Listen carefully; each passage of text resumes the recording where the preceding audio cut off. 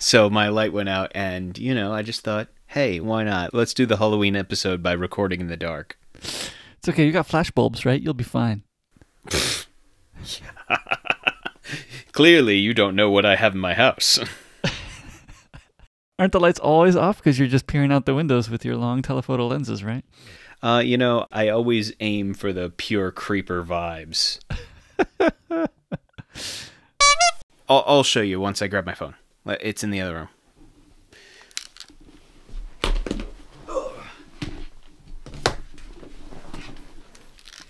Never mind, it was right next to me. I just didn't see it in the dark.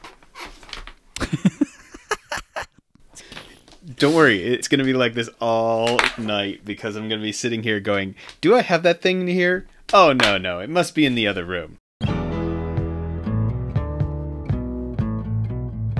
Welcome to My Hill to Die On, episode 29. Everyone has things they are passionate about. Things we want our friends to try and experience. So we've convinced each other to try different things. And we talk about these experiences to see if we can get just one more person to join us on our hill to die on. So tell me, what's going on with your Synology? A quick one this week, because it's only been a week since we last recorded. So progress is slow. You're letting them get a look behind the curtain now. I know, sorry. Now you know our schedule. Our schedule is completely illogical, but we try to post every 2 weeks.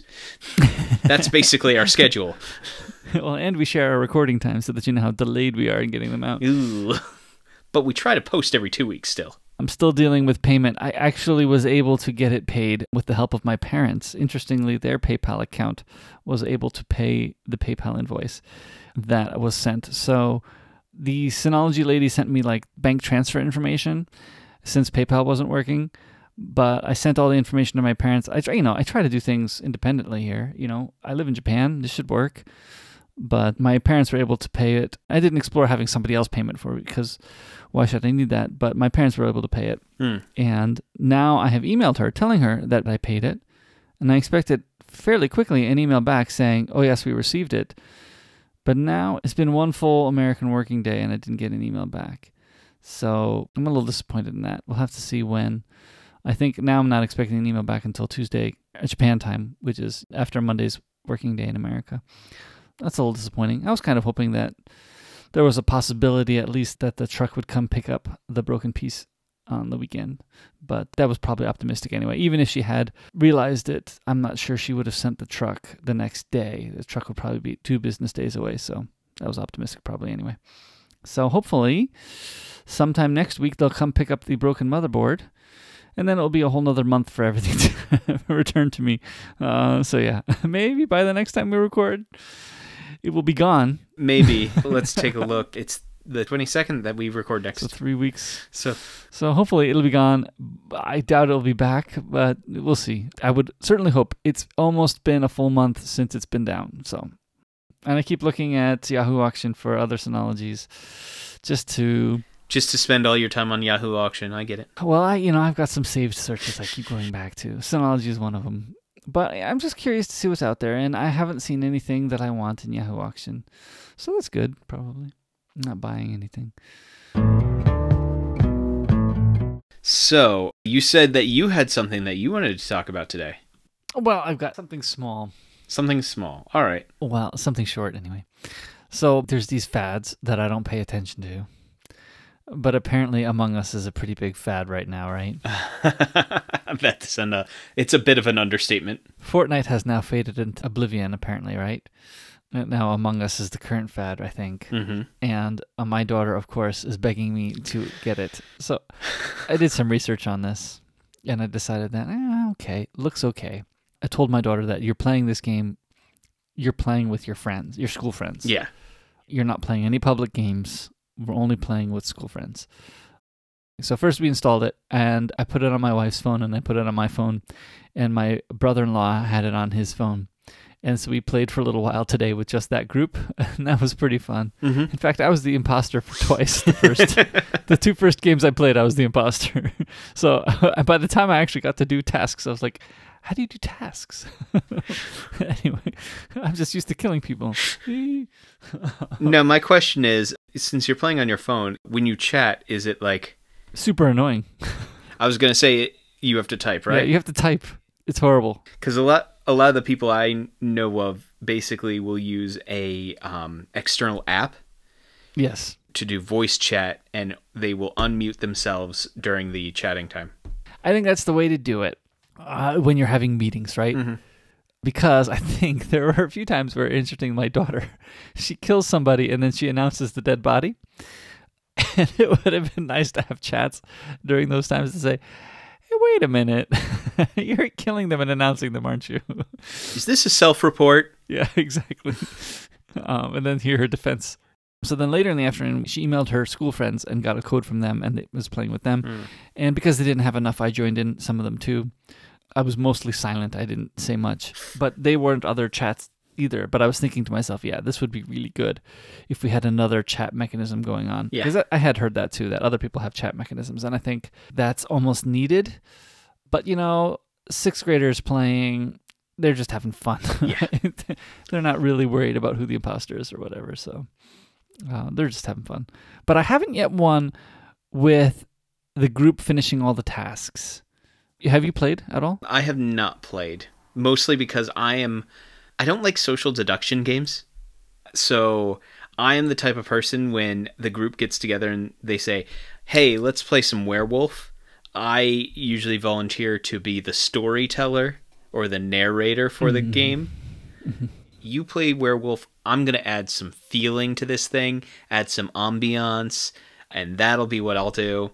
Because I don't like social deduction games, mostly because I am an awful liar. Everyone can read me. I say hello and they're like, oh, he's lying. That's why it's pretty interesting playing without chats. Because it's like there's a vote, call for a vote, and then people just vote without any information. Logically, there are certain things that you should really do if you are part of the crew. The number one thing you want to do is, if you can sacrifice yourself to get one of the imposters out, that should be the number one move for the crew. Because there's only ever one or two imposters. Yeah, the games we've been playing, there's only been one. Yeah, if there's only one imposter, then what you do is, since there's so many more crew, you sacrifice yourself. Because just thinking about the currency of your lives, the crew's lives are worth a whole lot less for the crew team than the lives of the imposters. But if you die, you can't say anything, can you? No, but that's why, if you can basically get it so that, oh, clearly this person is the one who killed this person because they're the only ones who could have. So, like, for example, if you are tagging along with somebody and you suddenly die, then everybody knows that most likely it was the person you were, like, hugging the entire time. Yes. I have played the strategy, I don't want to be around other people is the strategy I've played. I don't know if that's the right strategy, but yeah, we'll have to see. I'm playing with sixth graders. Yeah. So. Whereas I'm thinking of like optimal moves for people who are like over analyzing. All this to say, yeah, I have not played. Here's my story. Like, I have random things that'll pop up in my YouTube feeds. So this popped up in my YouTube feed, a bunch of people playing Among Us. And then about a week later, I think it reached every one of my students' feeds, because a week after I started watching some stuff on YouTube, every one of my students was crazy into it. So I think basically YouTube was like, oh, we'll just send this to everyone. It's an interesting game. I've enjoyed it so far. Yeah. I do feel like a noob as I'm learning all the maps here and learning how to do some of the tasks. It's like, how do you do this task? Oh, okay. Well, you know, what this is just saying is I need to download it so that I can show you how to murder somebody. Well, I just slice them in half. I don't even know if there's more than one way to murder. I just hit the kill button. I think that's the only way, right? Yeah, that's the way to murder. Yeah. No, I'm more talking about doing it and not getting caught. Oh, yeah. No, and I figured that out. Yeah. Yeah, you know, we'll just get the entire tech team to download the game, and we'll have a lovely little lunch break time. Yeah, we did escape Fortnite. I didn't have to install that on my phones. Oh, yeah. Or my daughter's phones. No, I will say, though, hearing the lingo and how thoroughly it has already permeated all of high school is hilarious. The Among Us lingo? Yeah. Mm-hmm. The big one is sus. Yeah, I don't even know where that is in the game. Is that just an abbreviation people are typing? It's a abbreviation people are typing or saying instead of saying suspicious. Mm. So even my daughter said that to me today. My middle daughter said that to me today. I was like, where did you hear that? Yeah, and that's where it originated from, was people either on YouTube or whatever, Twitch, playing Among Us and saying, Nate's sus, Nate's sus. Our language is changing. Language is changing. Not by us, but still. Not by you? You're not changing it? Well, I'm sure I am. If you talk to my grandmother, I probably am. That's true. We're just one link in the chain, I guess, aren't we? What can we say? We have great English. I've added a whole bunch of new words in my vocabulary than my grandma's vocabulary. Yes, I have a lot of words that I use that my grandparents never used. Mm-hmm. Object storage, things like that. That's not the words I was thinking of. Anyway, I should probably talk about... Oh, a game you have, yes. I always do a game that I have loved in the past that I just want to remind people that it existed and how great it was. And Among Us isn't that game. Among Us is okay, but it's not the game that I was going to talk about today. I'm going to talk about a game that is full of style but no story today. Because I have talked a lot about stories recently, but I'm going to talk instead about a game that just has a great style, but not a whole lot when it comes to the story. And that game is Jet Set Radio, or Jet Set Radio Future. Jet Set Radio Future is the sequel to it. Jet Set Radio was the original, and in certain countries, instead of Jet Set Radio, it was called Jet Grind Radio. Basically, the general theme of the whole game was you were part of a roller skating gang in a futuristic Tokyo, and the way that you exerted your control of your gang over a certain area was you went around and basically spray painted things while doing crazy tricks on your roller skates. So the reason why I bring this game up is simply because in terms of gameplay, this is just a fun game. You do crazy tricks. They're supposedly like battery-powered roller skates, so you can do, honestly, gravity-defying grinds on your roller skates. Suddenly you're going down a rail and then you're going up a light pole. Like a straight vertical up a light pole. It's very stylistic. The entire time you are basically jumping around the town. And the object is to get points? Is it kind of like Tony Hawk in that way, or?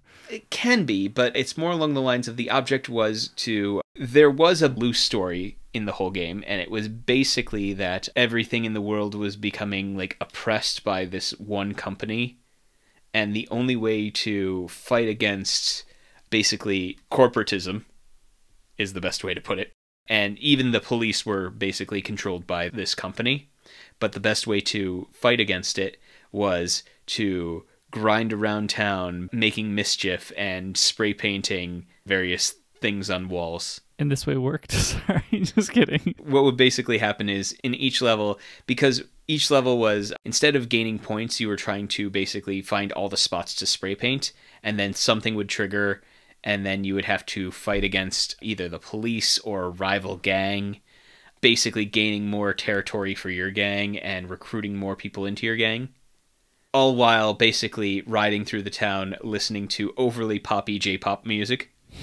Apparently it did work because at the end of like the first game, you fight against the CEO, who was also taking over the entire town of Tokyo using like brain control DJ like turntables.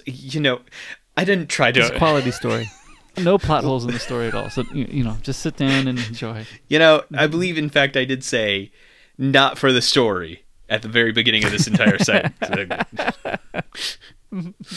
But the entire thing is, it's a whole lot of fun, just basically riding around in what is effectively a cel-shaded version of downtown Tokyo, doing various tricks, and spray painting the world for justice. What platforms is it on? It is on... So, Jet Set Radio was originally on the Dreamcast. A re-release is on Xbox 360 and PlayStation 3 and PlayStation Vita. But yeah, originally came out on Dreamcast, which probably explains a whole lot of why it did not get as much traction as I would have hoped it did. Mm.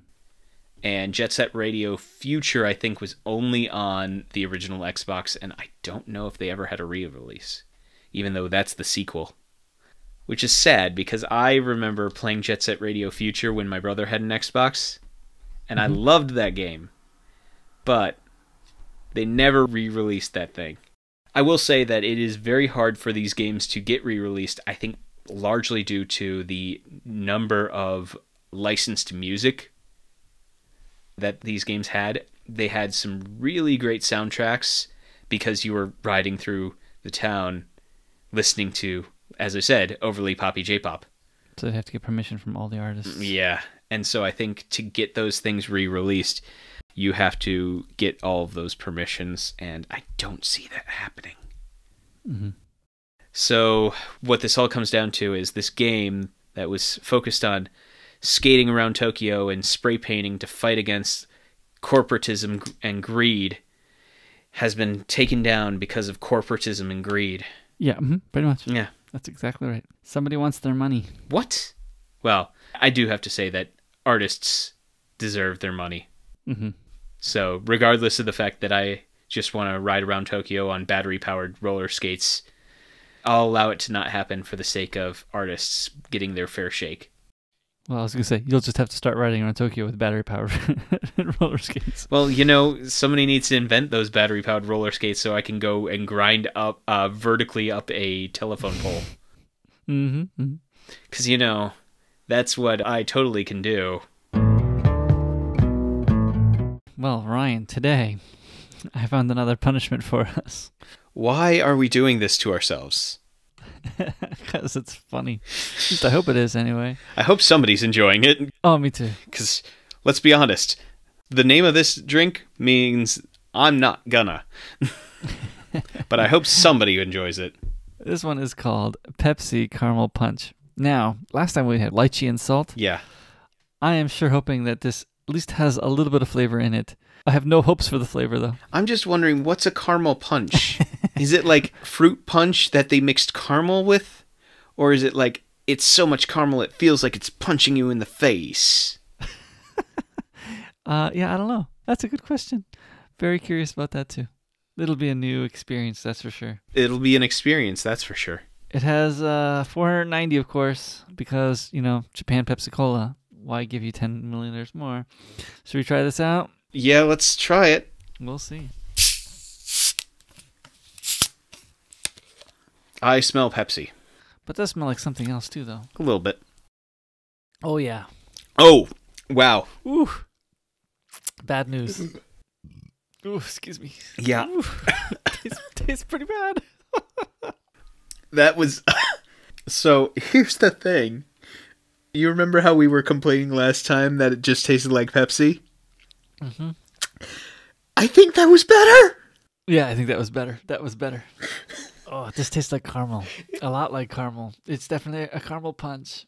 I feel like I've just been punched in the gut with caramel. Oh, it's pretty bad.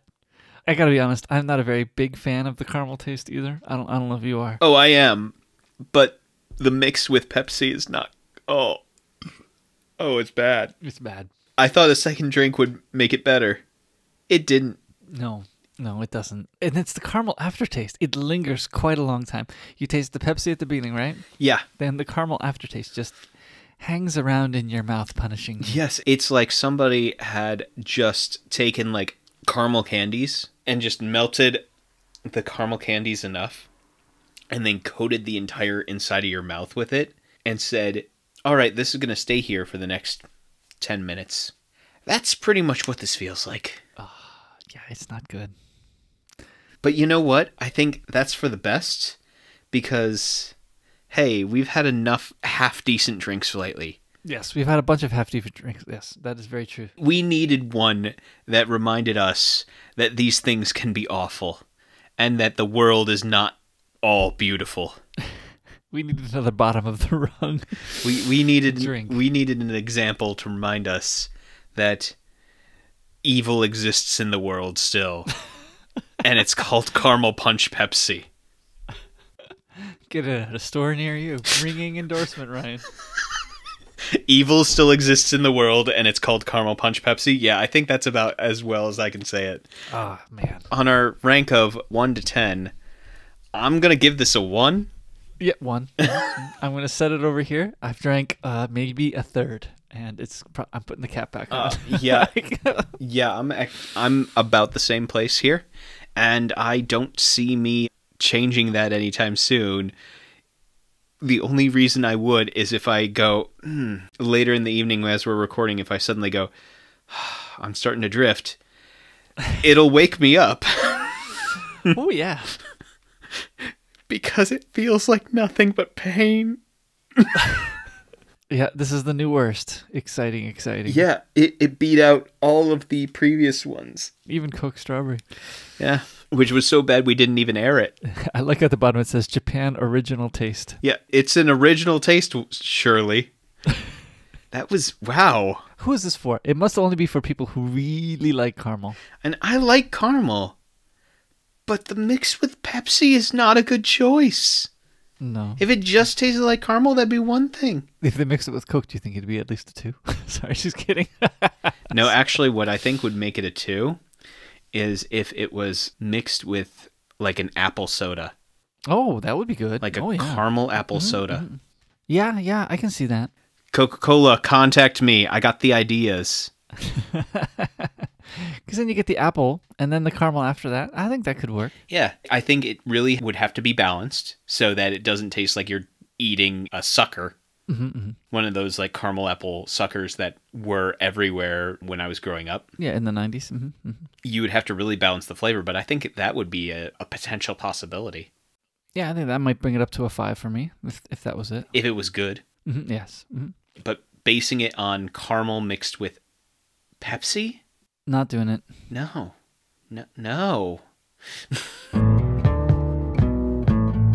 This week, as the media basically has somebody looking into other people's lives, we figured we'd give yet another view into our lives. That's why the home screens kind of fit in well here. Because I think this will tell us some of our personalities in many ways. So, yeah, we're sharing our home screens because it's kind of fun. Yeah. I'm curious as to what Ryan has. Well, I'm looking at my home screen and I'm going, I have a very boring home screen, apparently. If you are looking at this podcast, hopefully you can see Ryan's home screen as the chapter art. If not, there'll be a link in the show notes that will have this up too, but hopefully you can find it as the chapter art. Makes it easier. So basically how I operate is I have my main home screen, which are the things that I access pretty much every day. I will go to these things pretty regularly, and then everything else that I want to access occasionally, I actually just have in my library, and I'll do a quick search for it, or I'll open up the folders over there. But these are the things that I pretty much will access most of the time. So if you're looking at it, you will see I have the big clock up in the corner, which is also my alarm clock in the morning. So this is the built-in clock app. Yeah, this is the built-in clock app. Then I have settings, which 14.1 just came out, so I haven't gotten a chance to upgrade either. Mine has that little annoying red one on it. I hate that you can't turn that off. There's the red one on both of ours. Yep. Yep. I wish you could turn off. For most badges, I have it turned off. You can't do it for settings. It drives me nuts. I'm also very surprised that my line doesn't have a badge right now. I'll explain why in a second. 1Password, that's just my password manager. Super helpful. It makes my life a whole lot easier. Then I have the 2 translation apps. The one on the left is one I use for writing and reading. Basically, it's the Google Translator. And then the Apple Translator is one that is very helpful for translating spoken word. Right, together with somebody. I haven't tried the Apple Translate app, really. I've tried it a little bit. I say that I have these things that I use every day, but that one is probably one that if I had to do some cleaning would probably get edited off first. Because I'm not utilizing it as much as I'm utilizing everything else. So you've used it with Japanese people? No. Oh, okay. mostly because I haven't needed to use it in my day-to-day life. Occasionally, I've used it just to see what things would translate to. But as of right now, I have not gotten into a position where I'm like, I don't understand what this person is trying to say to me. So, but I like having it there in case I need it. But again, that's why I'm like, I'll probably just end up moving it off the main screen soon enough. Google Maps and camera pretty much speak for themselves. Then I have, this is just my Bible app, so ESV. Fight Club is my D&D app that has all of my characters on it. So all the different D&D campaigns that I'm in the middle of, this has all my characters in it. I was wondering what that one was. That one I had never seen before. Yeah, it's a super helpful app. It keeps basically all of your stuff straight. I really like it. Regularly have introduced other people to it. But yeah, it holds all of that information. I'm going to send you a couple of pictures just so you can see what it basically looks like. It basically keeps track of, so this is the stuff from my main character that I'm playing right now. I say main character, it's the one that I play in a campaign reliably each week, because there are a bunch of campaigns that some of which have not been running as of lately. It basically keeps track of all your stats. This is for my wizard, basically. And so it keeps track of my stats, what spells I have prepared that day, all that stuff. For example, under attacks, it has the word late fees. That is a homebrewed weapon that my dungeon master gave me. Oh, okay. So basically, I have a special weapon that he gave me. You can assign late fees. Actually, this character is a librarian, so that's why it's named late fees. Fun stuff. That's what that app's all about. Then next is Ferrite. Ferrite is the app that I use for doing any editing on the podcast if you want me to do the editing. But let's face it, you usually get that privilege, honor, responsibility, obligation. Yes, I enjoy it. So Good. ExpressVPN is a wonderful VPN app that is not currently sponsoring me. It's your window to America. It's my window to every country that I really want to be in. That's true. Do you watch Doctor Who and BBC? I have. I've watched a lot of different things using VPN networks. I just generally like being able to access media from around the world when I might not necessarily be able to get a hold of it. Line is a messenger app that is pretty common here in Japan. The main purpose I use it for is that is the method of communication for, again, all of my D&D groups. Oh, okay. And a couple of other friend groups that get together occasionally will all communicate through Line. So the reason I said I was very shocked that this didn't have a badge on it right now is because we just played last night. We left off on a big cliffhanger and we have to discuss what we're going to be doing next week. And so we've been talking back and forth all day. FaceTime, Messenger, YouTube, pretty much to be expected there. Then I have the music app here. This is Apple Music. I like having the big image there so I can see what I'm currently listening to and potentially just go right back into what I was listening to. And you're still using Apple Music instead of switching to Spotify? Yes, I decided to stick with Apple Music. And then the last two are for PlayStation because, yes, I play a lot of PlayStation games. When I'm gaming, I tend to be on PlayStation a lot. And the nice thing about the PlayStation app is the ability to message and do a whole bunch of things straight through this app, so I don't have to worry about going through a bunch of different things. And so I can just message people straight from my phone rather than having to worry about finagling it on the system. And then the Classroom app is for Google Classroom, which just lets me do a quick check on what has happened in the classroom or if one of my students has submitted something for me, which I do my best to not check when it is a night or a weekend. So all the notifications on that are off. Otherwise, I would work at all hours. Because they submit at all hours. They usually submit at the worst hours possible, actually.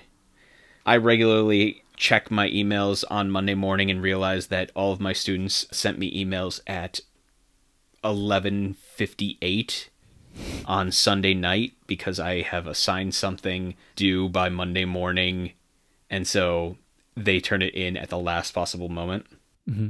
B Mobile is who I have my phone service through, Google Mail, Safari, and of course, Overcast. Of course, Overcast. Mm-hmm. So yes, that is the walkthrough on mine. No big surprises. I think Fight Club was the biggest one. I didn't know what that one was at all. Yeah. I think the other big surprise is because you know how much I game, you'd be anticipating me having a couple of games on here. Well, I think you had said already to me that you don't game on your phone. I don't game much on my phone. I have gamed on my phone, but I have to be careful because I will get easily sucked into games that I have like in my hand at all times. And so it is very easy for me to get distracted from what I need to do. And so if I catch myself getting into the place where I'm sitting on the couch at home playing a game on my phone when I have all these other games in front of me, or I have other things I need to do, or I have other side projects, but I'm just sitting on my couch staring at my phone, playing a game on my phone, I've had to just uninstall games off my phone because I've been dragged into them too much. So that's actually why I tend to not game on my phone very much.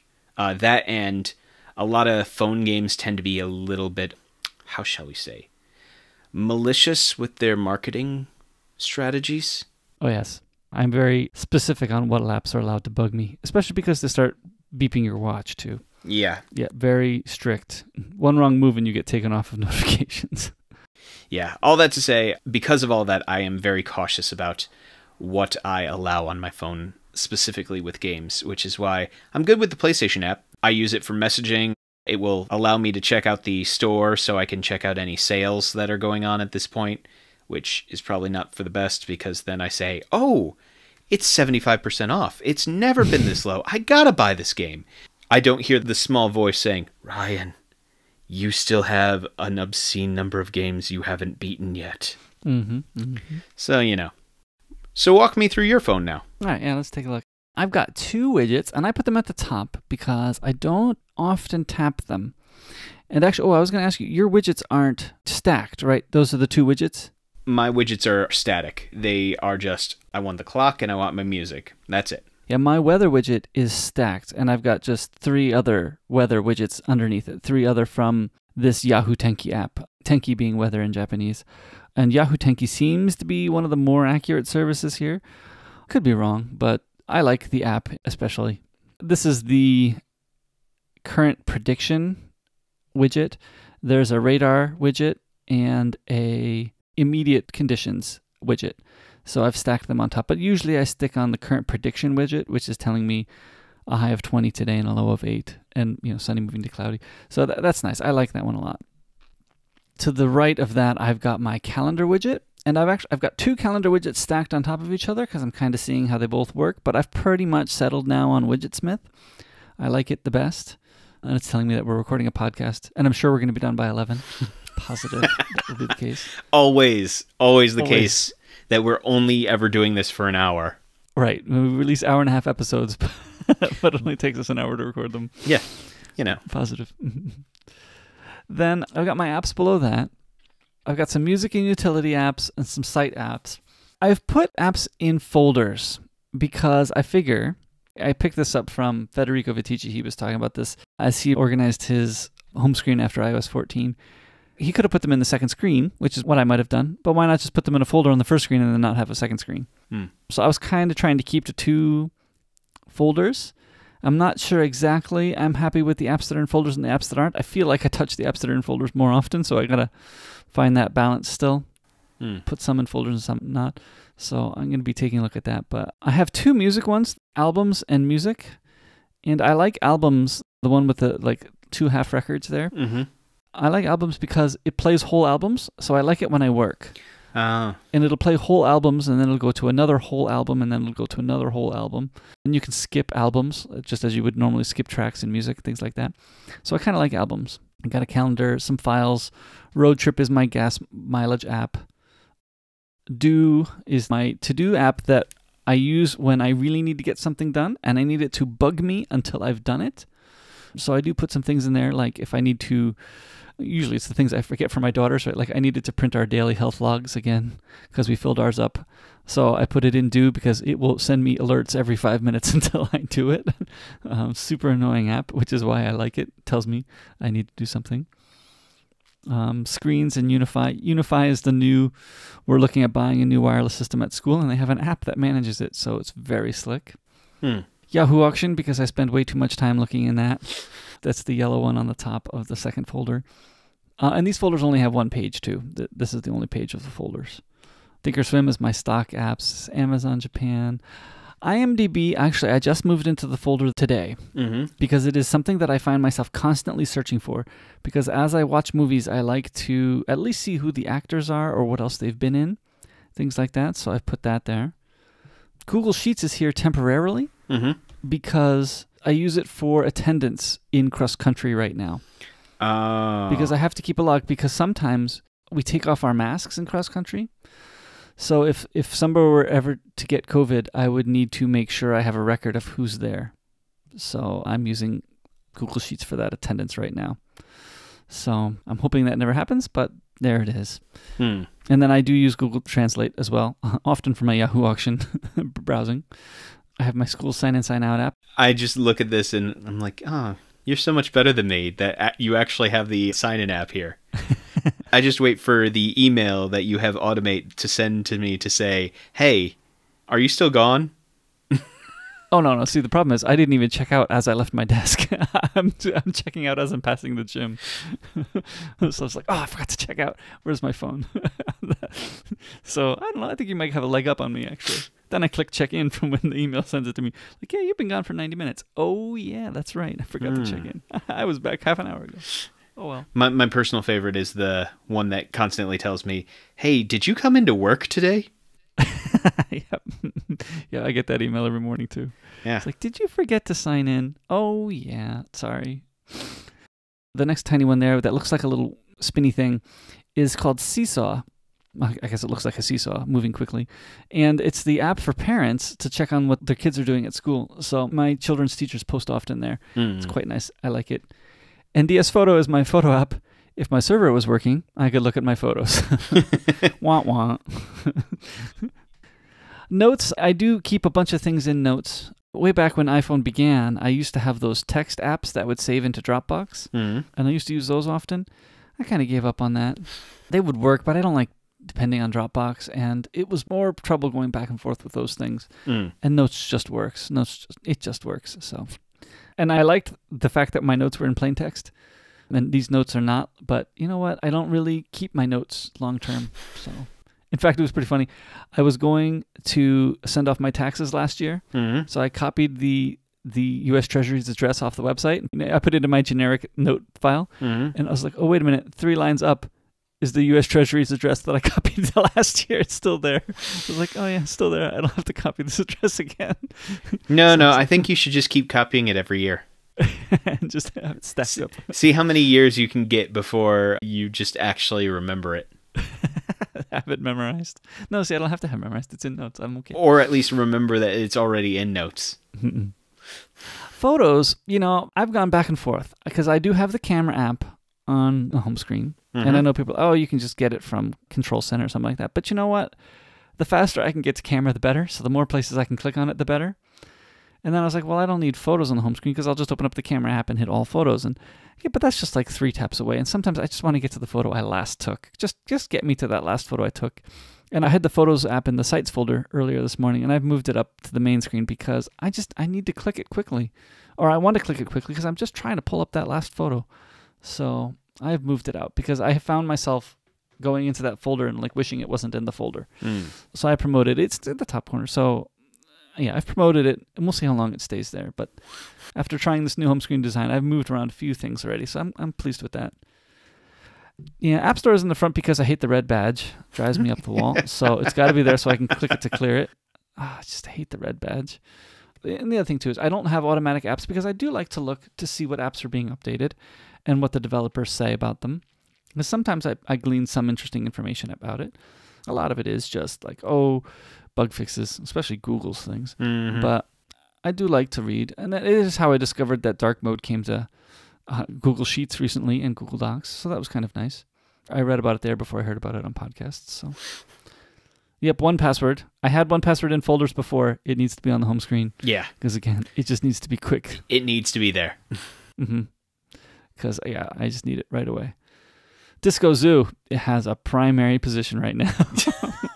How long will that last? Well, until I get enough gold. I don't know. I'm close to rewinding a second time now. I don't know how many trophies I have, but I've gotten a bunch of diamond trophies recently. So for now, it's there still.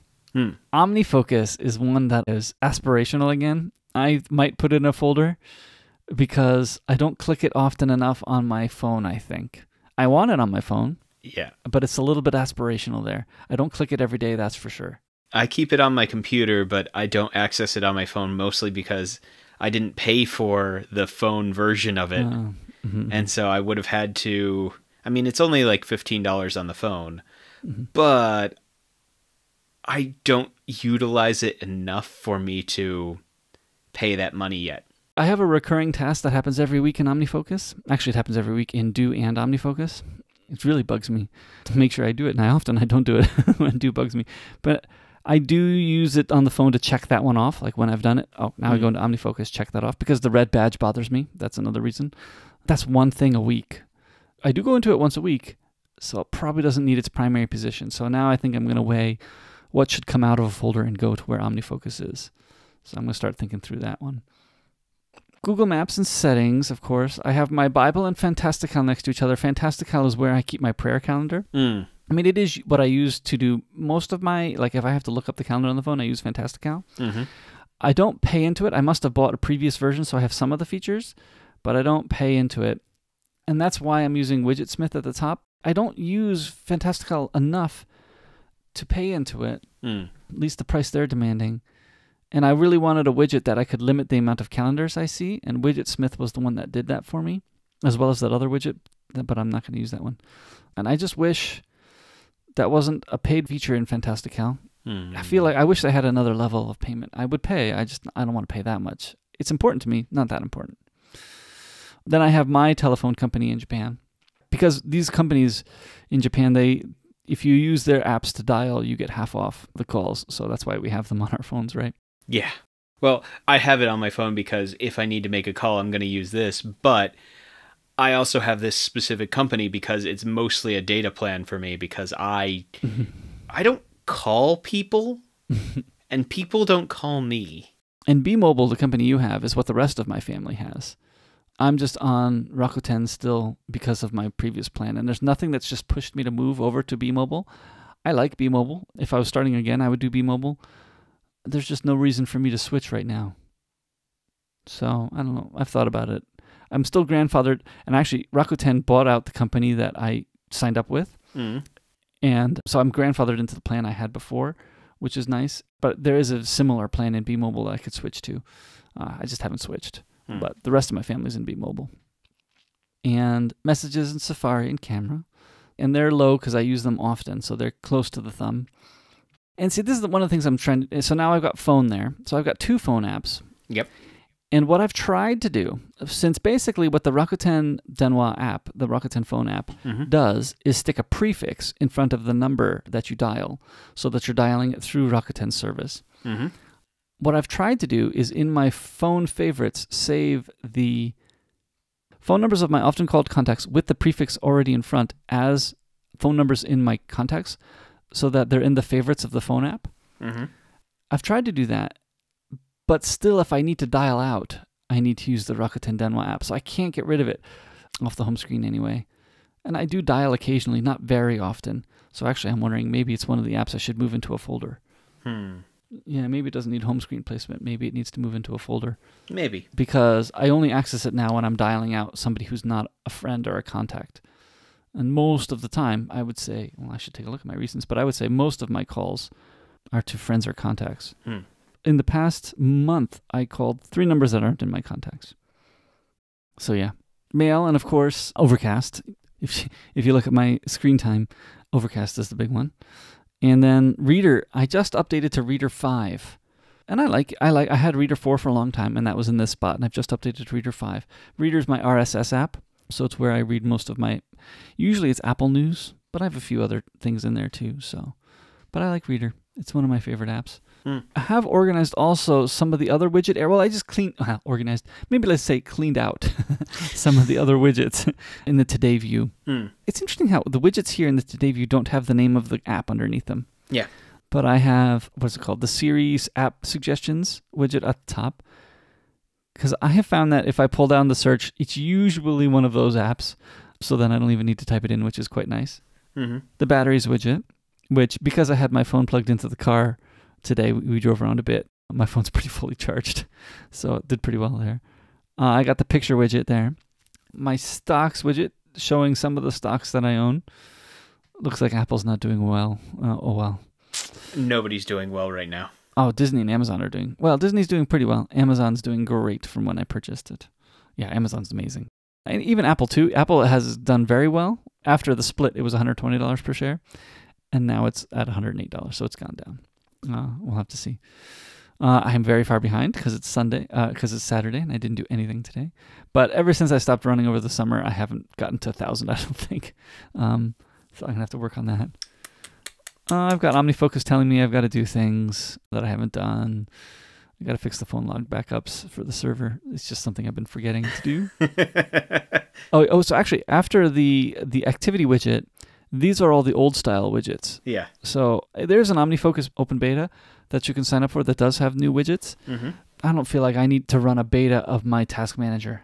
I'm not going to be one giving feedback, and I don't need to risk ruining my database with a beta. Overcast's up next widget, which I have heard Marco just talked about in his latest podcast. He's working on new widgets, so he's working on that. And Data Man, which is monitoring my data usage, and I have it set at 3 gigabytes. Because I'd rather pay that tier if I can. But something happened early in October that I went way over 3. And usually I can. Usually I'm at 3 gigabytes. But something happened way early in October. I don't know. I must have downloaded app updates while away or something like that. But I got over 100% about the 20th. And usually it's not a problem. But anyway, this month I'm under the 5 gigs still. So yeah, I did go over last month. I think what happened was I did something stupid. I forgot that I had my VPN on. And I left my Wi-Fi area. And so I had done that a couple of times, and it just ate through my data so fast. And actually, I'm wondering if that's what happened to me too.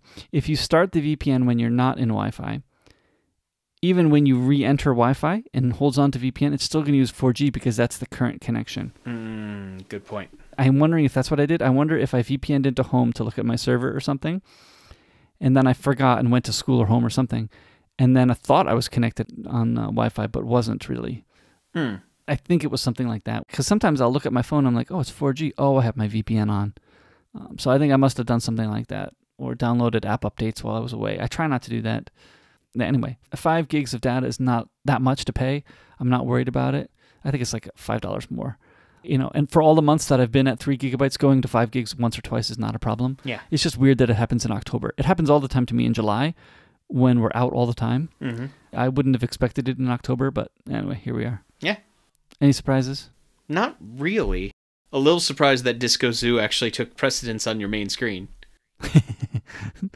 Well, for a while back, I was like, well, I'll have my current game I'll put on my home screen. Everything else has to be relegated to, well, it used to be relegated to a games folder, and now it's relegated to the app library. Yeah. So I do have a bunch of games, but I don't really play any of them. Yeah, no, everything else seems pretty much what I was anticipating. Basically, I run everything through either the main homepage or the app library.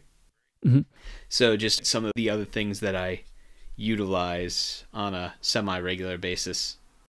Pretty much the main things that are different here that I haven't listed are things like I have Kickstarter.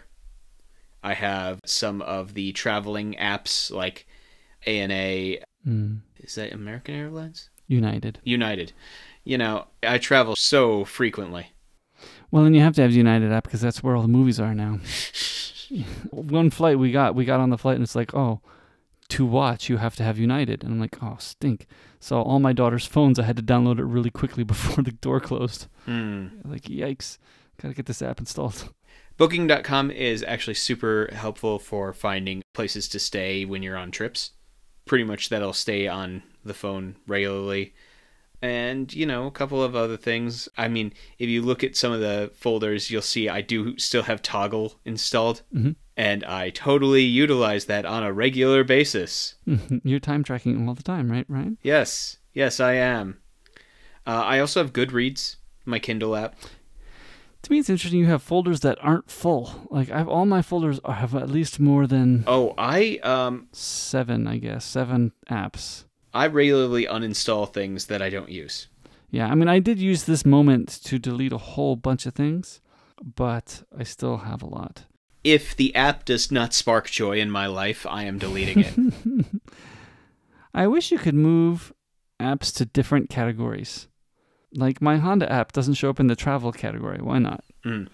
Why does the Honda app not show up in the travel category? Also, I do realize that because of things like whenever I unsubscribe from a service, I will delete it off of my phone. Oh, good deal. Mm-hmm. So, as you can see, this is the entertainment app is showing no Netflix, when usually that would take the place of one of the bigger apps, because I'm currently not subscribed to Netflix. Yeah, you have a lot of things downloaded. Yeah, I download a bunch. I uninstall a bunch. Well, I use a bunch of these still. That's the thing. I don't go to the app library specifically, but I do go to the search bar often. If it's in my life and I realize that I'm not using it, it's getting deleted. Plus, let's be fair, because I have so many other devices around my house, a lot of the things like my entertainment apps, I guess, would be the best way to put it. Yeah, they exist on my phone, but really I'm accessing them 90% through like my Amazon Fire or things like that. I have 260 apps on my phone still. What? And that's down from last time, but yeah. I have 54. 54? Not enough. I have 54 apps, 36 photos. 36 photos? 36 photos. Yep. Maybe we shouldn't go over how many photos I have. Well, keep in mind, once I take a photo and do with it what I need to, it gets deleted. For example, the photos that I have on my phone right now are basically the ones that I just sent you, and then the memes that I've sent to some of my friends in the past week. Yeah, I've got 2,000 photos, almost 2,500. But I have 3,000 songs. Do you have any songs downloaded to your phone? Downloaded to my phone. I probably should download more so that I'm not using up my data, because right now I have 50 songs downloaded to my phone. Which really, let's be fair, because I have 81 gigabytes of space left available on my phone, I should probably utilize that space. Yeah, I downloaded almost 3,000 songs. But I still also have 87 gigs, so I probably could do with more. Yeah. Thank you for showing me a bit into your rear window. Into my rear window. Yep. The movie we decided to watch this week, well, that Nate had me watch because I hadn't seen it before, was Rear Window, as we've made reference to. The movie directed by Alfred Hitchcock in 1954, starring James Stewart and Grace Kelly. So, as always, if you have not seen it before, I would highly suggest that you go ahead and watch it. And if you have seen it before, but you just can't remember the exact flow of the entire movie, well, that's what I'm here for, and I'll provide you with a short little summary for you. The plot centers around a professional photographer named L.B. Jeffries, who is currently confined to a wheelchair after an accident while trying to get a picture. He is basically spending the entire time while he is confined to the wheelchair with a broken leg, staring out into a courtyard, facing other apartments, and looking into the rear windows of all of his neighbors. This includes such characters as people he refers to as Miss Torso, Miss Lonely Hearts, the composer, all of these people who are living their lives and just going about, and he's learning about them while he is stuck basically in his own house. This goes by where he has a nurse come by and care for him. The nurse's name is Stella, by the way, and who also is encouraging him that he should just settle down and marry Lisa, who is his beautiful girlfriend, But Jeff is reluctant to do so simply because he feels like they are of two different worlds and they just don't mesh well together, because he wants to go around the world taking pictures of the events of the world, and she is very much in a well-to-do social circle. Anyway, all this to say, one night during a thunderstorm, Jeff sees that a man, one of his neighbors, who would be Lars Thorwald, leaves his apartment carrying a suitcase in the pouring rain. He thinks nothing of it. But then Thorwald comes back and does this again. And then he does it a third time. The next day, Jeff notices that Thorwald's wife is gone and sees Thorwald cleaning a large knife and a handsaw. Later, Thorwald ends up moving a lot of his stuff out of the apartment, and Jeff continues to watch.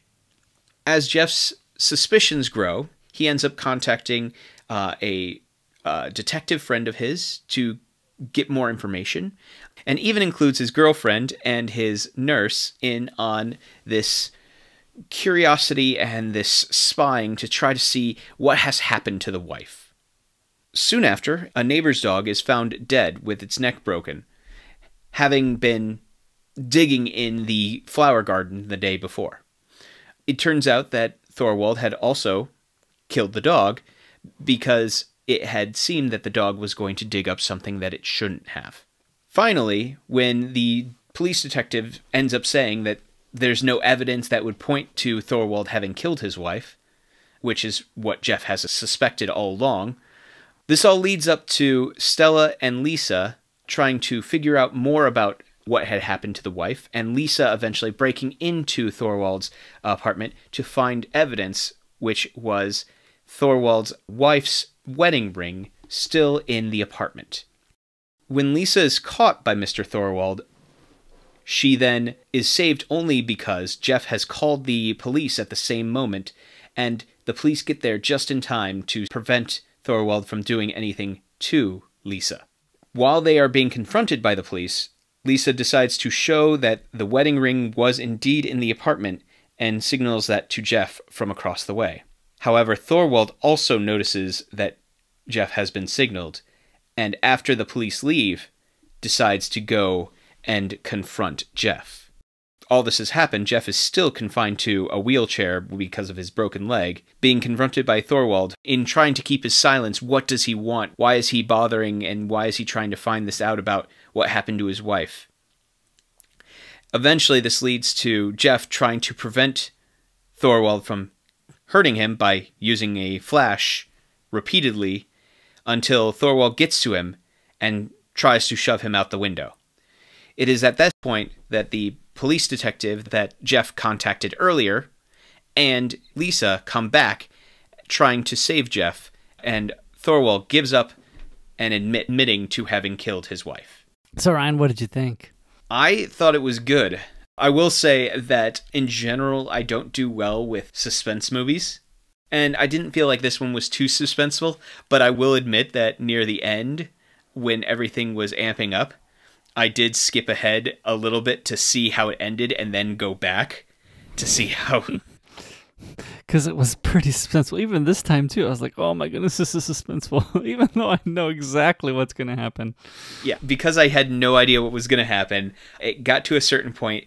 Really, I'll be honest, the point that it got to was when I saw Lisa in the apartment, I saw Thorwald coming back, and that moment I go, okay, I have to see what happens. I have to know if she is going to die.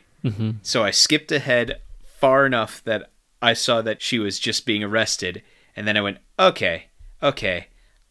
And then I looked at the timestamp and went, okay, she's probably going to survive, and then went back and watched the whole thing to the end.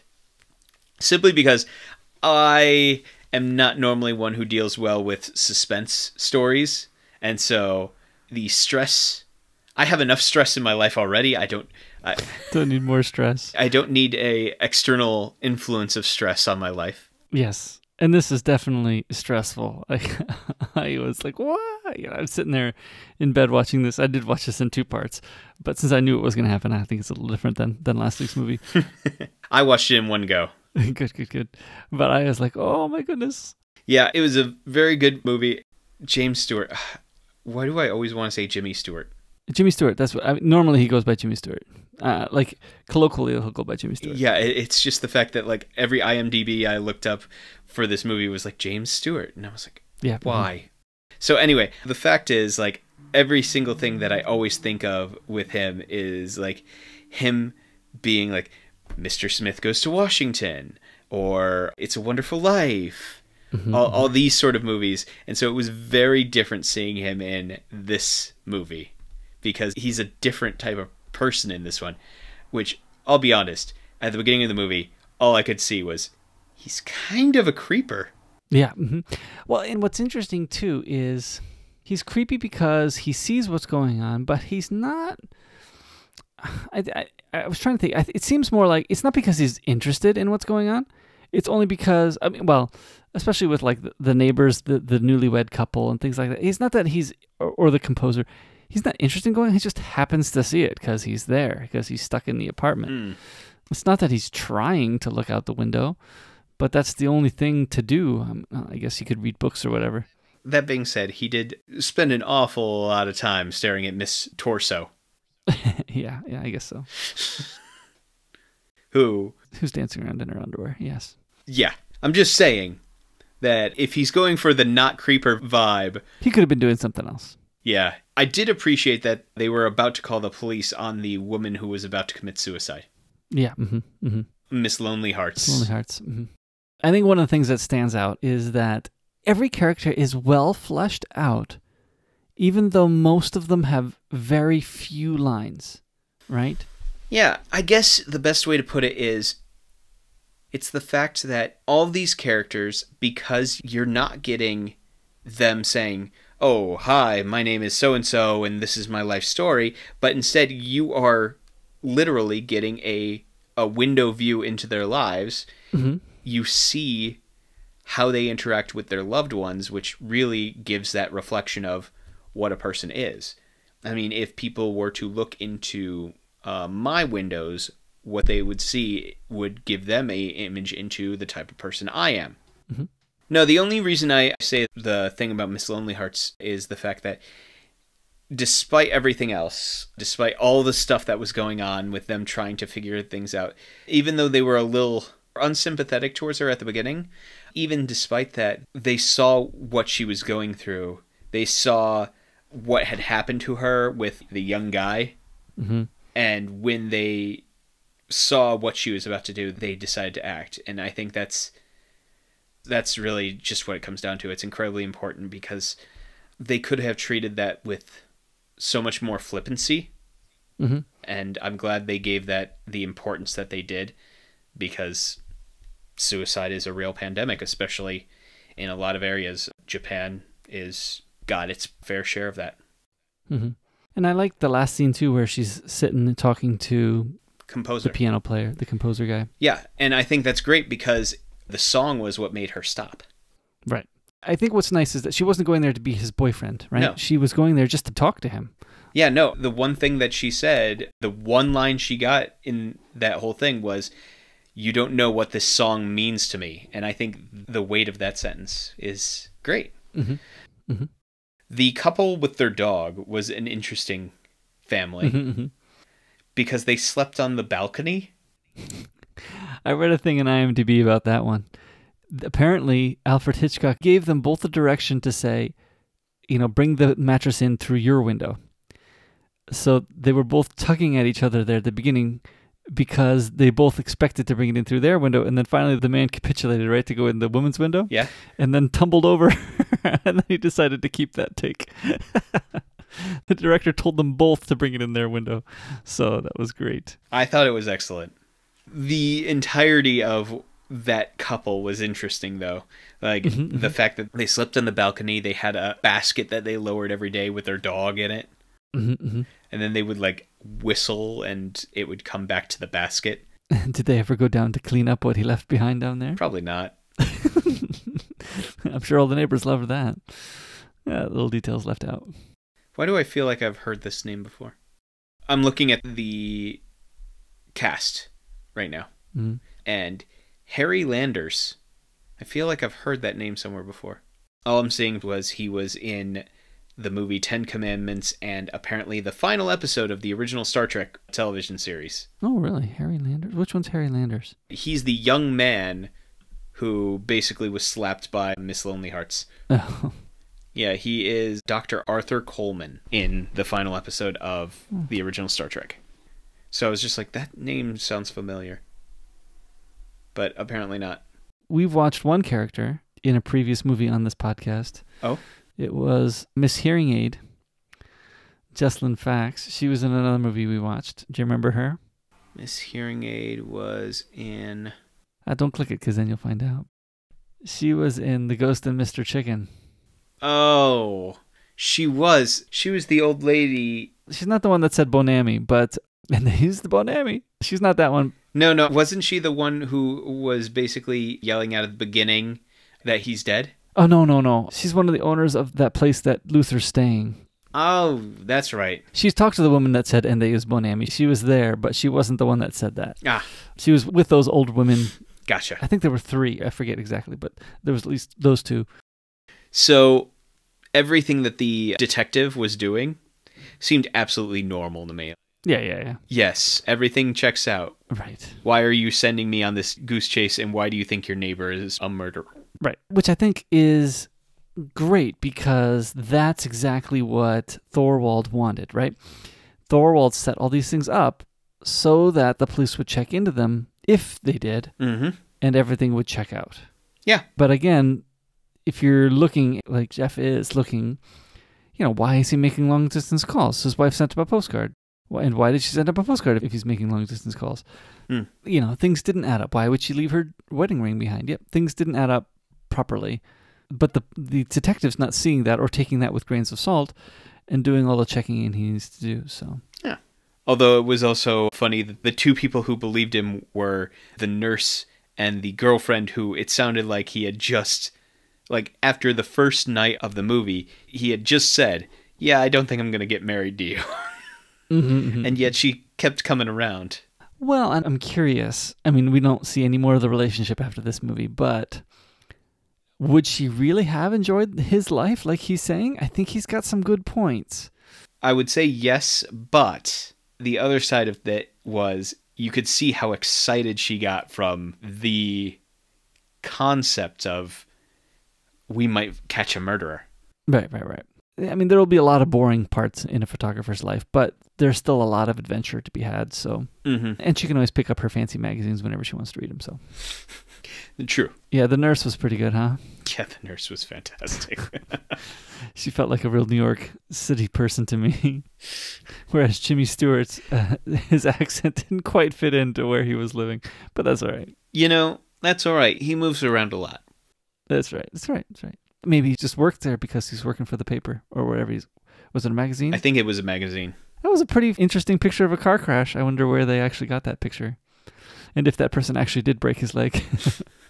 So actually, Grace Kelly, Lisa Fremont, she did become the Princess of Monaco soon after this movie. What is it, maybe 2 years later? 2 years later, it looks like. Yeah, after High Society. Actually, I do have High Society. It's not as good of a movie, but yeah, To Catch a Thief is not bad. Anyway, was Jimmy Stewart in any other Hitchcock movies? I'm not sure. Yeah, okay. He's in a few others. Yeah, he's in a few other Alfred Hitchcock movies, which we might have to watch. I do have a few Alfred Hitchcock movies. Yeah, Jimmy Stewart, he's one of those actors that he's done a great job. It's a Wonderful Life and Mr. Smith Goes to Washington are the 2 that always stick in my head. Yeah, I think, and one of the other things I was going to say too, so we've gone through the characters, and I like how they're fairly well developed, but I think one of the interesting things too is I like how the camera makes moves for you to see things without there being any talking. And the plot moves without people talking. I like that a lot. I almost wonder what the script looked like. Like there's just lots of lines of, okay, and then we're going to see this, and then we're going to see this, and then we're going to see this. Oh, and now finally somebody's talking. Even the pans over his apartment that tells you everything you need to learn about Jeffries because you see all of his photos and you see where he's been and you see what he's got. Like, that's telling about him better than any exposition would. Well, I don't know if it's telling you what I'm better than exposition, but it's a lot less weird. It's done right because it's showing, not telling. Right. It's better than the nurse saying, "Oh, and it's too bad you broke your leg doing this." Like, why are you saying that? He's 6 months into his injury. Why are you going over this with him again? No, I think it's great storytelling because what's being done here is they are telling everything about these characters when you are not seeing and when you are not hearing them tell you. You are watching them play out their lives, and because you're watching them play out their lives, it is just, you understand the characters, you understand the setting, you understand what all is happening so much more because you're just an observer. Yeah. And they're not trying to get you to tell their life story.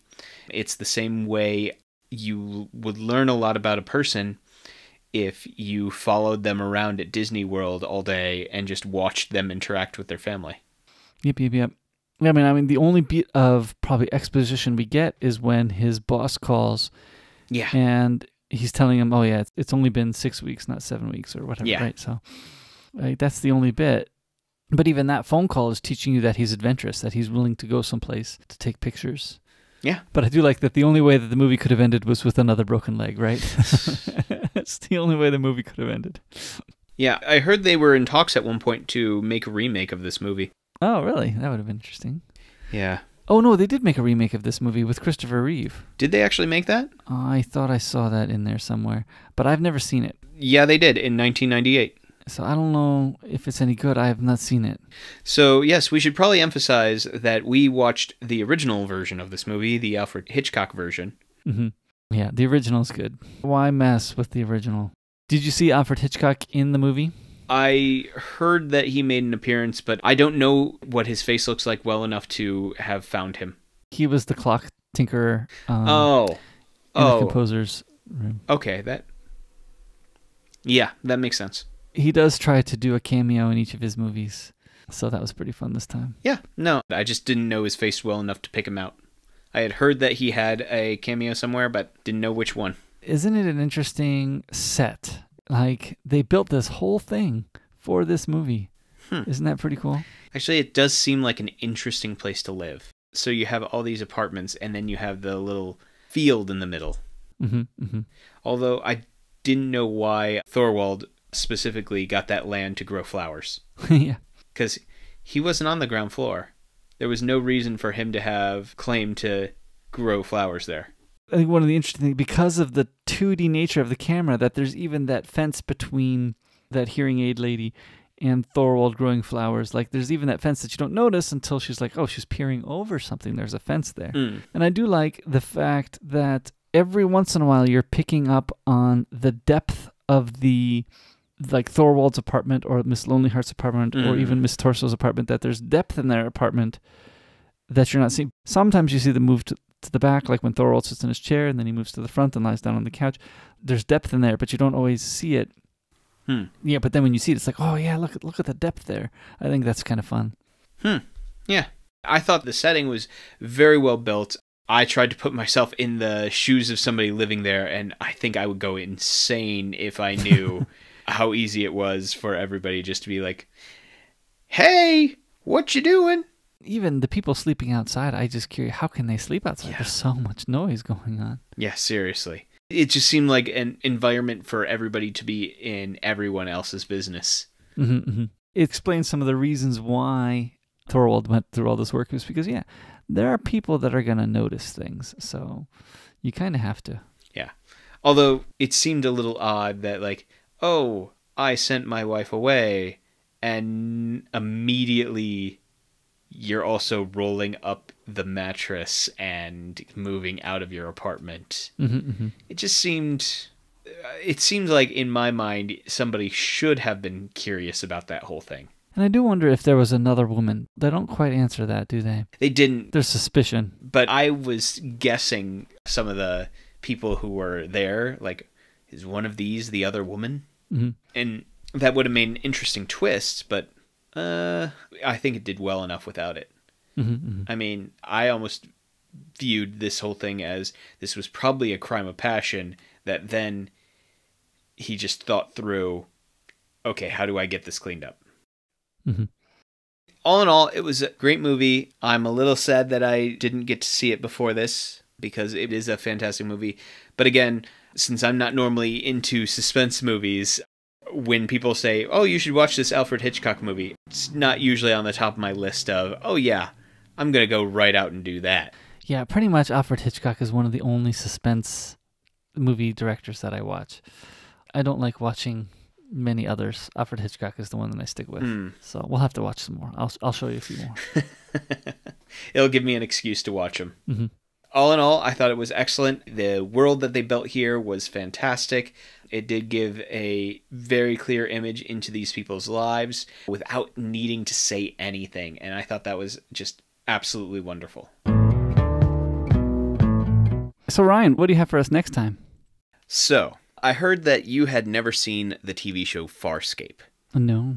So, I think that since I do know how much you love sci-fi, I want to have you watch at least the first episode, if not a few episodes, of the first season of Farscape. Sounds good to me. Yeah, so your assignment then is going to be go ahead and watch that, and we'll talk about that next time.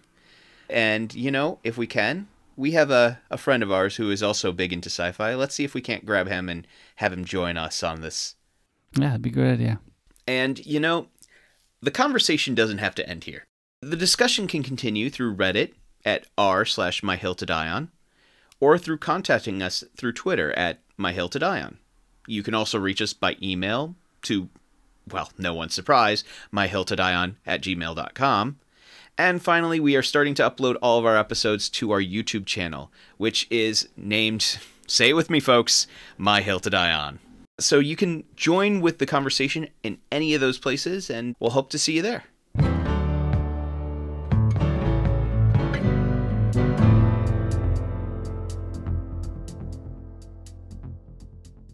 Because 10:07 makes the clock look nice. Gotcha. Yeah, no problem. I think 10:09, if you look at pictures of clocks, 10:09 and 30 seconds is the time that clocks are pictured at. So if you look at all of the marketing materials on Apple Watch, I was told by this by, I think it might have been Marco or Mike Curley, but all clock faces are pictured at 10:09 so that they look like a happy face kind of thing. It is aesthetically pleasing, yes. Mm-hmm. Oh, I see how this is. You downloaded Among Us. Mm-hmm. We'll talk about that later. Oh my gosh. All right, yeah. That was what I was afraid of. Oh, Jimmy Stewart's in An American Tail. I didn't know that. Oh my gosh. He's not in An American Tail. He's in An American Tail 5 Goes West, which is the sequel. He's Wiley Burp, which is the dog who teaches Fievel and the cat. What was the cat's name? I can't remember. Anyway, he's basically the sheriff of the town who teaches them how to fight against the other cats. You know, Fievel, An American Tail, interesting movies. Ooh, it's still bad. What? The caramel didn't change. Yeah, that doesn't change. Why did you go in for a second try? Whew. I forgot. It looked good there for a second. No. I know we try to avoid politics on this show. By the time we put this out, it'll be well after. Yeah, it will be after voting. But I do have to say, and I mean, maybe I'm just saying this for you, I just want you to know that right now, and not just right now, but like the past 2 weeks, I have been filled with so much anxiety about all this. So much anxiety. We're not talking about politics here, right? I was listening, I think it was my Holy Post podcast. I liked what they had to say. In what they were saying was, go vote. Whatever you're voting, go vote. And use the biblical model of vote for the person that you think will support the least of these the best. So I liked that way of saying it, actually. Yeah. I just want to say that for where I'm at, part of it is I am filled with anxiety because I look at all this and I go, number one, I just want this all to be over. If the vote doesn't turn out to be one-sided. If the vote doesn't turn out to be a landslide in the Democratic direction at all, then it's not going to be settled by the time we record next either, probably, is it? No, it's not. And even if it is in a landslide, it might not be settled by then either. Do you think he'll fight a non-landslide? Yeah, I do. I think he's proud enough to believe that if he doesn't win, it was illegitimate. I honestly believe that. My question to you is, compared to the last election, do you think that the people who voted for him last election, do you think there are a lot of them that will have changed their mind? And do you think that there will be a lot of people who didn't vote last election because they were sure that Hillary was obviously the one being voted in that will now come out and vote? Do you think those two things will be true, or do you think anything of the opposite will happen? I think there's a lot of things that could happen. I mean, there's still a lot of things dealing with what is effectively voter suppression happening. And so we just don't know what's going to happen. There are laws that are being passed right now that if a ballot has been mailed in and is postmarked before the election day but has not counted before then, it doesn't count. And that has gotten to the Supreme Court and has passed. Why? Why? Because according to the statement made by the Supreme Court, let me get the official reading of that one, because I want to get the exact words on that one. I didn't think Election Day was the deadline. It's not. That's what the news networks want us to believe, but I didn't think it was the deadline.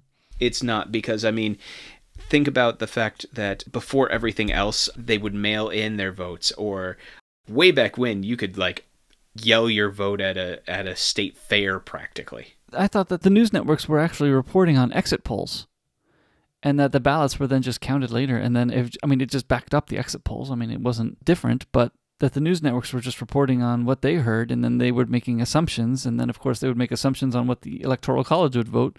But anyway. Let me see if I can't find this thing.